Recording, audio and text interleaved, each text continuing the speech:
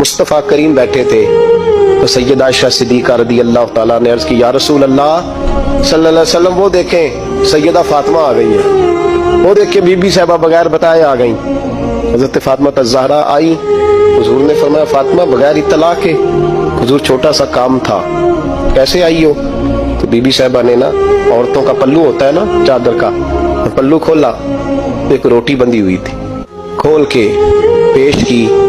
बेटे ये क्या है? अब्बा जी कई दिनों से घर में रोटी नहीं पकी थी, आज अली कुछ जौ लाए थे, पीसे हैं, चंद रोटियां बनी हैं, तो बच्चों ने तो खा लिया, तो मेरे सामने भी एक रोटी आई थी, मैंने लुकमा तोड़ा है तो मुझे ख्याल आया पता नहीं मुस्तफ़ा ने खाया है कि नहीं खाया, पता नहीं हुजूर ने रोटी खाई है कि नहीं, तो हुजूर मैं लेके हाजिर हो गई हूँ, मेहरबानी फरमाए। फरमाया बेटे बैठ जा। हजरत फातिमा भी बैठ गई। सैयदा आयशा कहती हुजूर भी बैठ गए। फरमाया फातिमा कितने दिनों से नहीं खाया? अर्ज की हुजूर 3 दिन से। फरमाया बेटे मैंने 5 दिन से नहीं खाया, आ जा। दोनों बाप बेटी मिल के खाते। रोटी 2 हिस्सों में हुजूर ने बांटी। फरमाया चल आदि तू खा, आदि मैं खाता हूँ।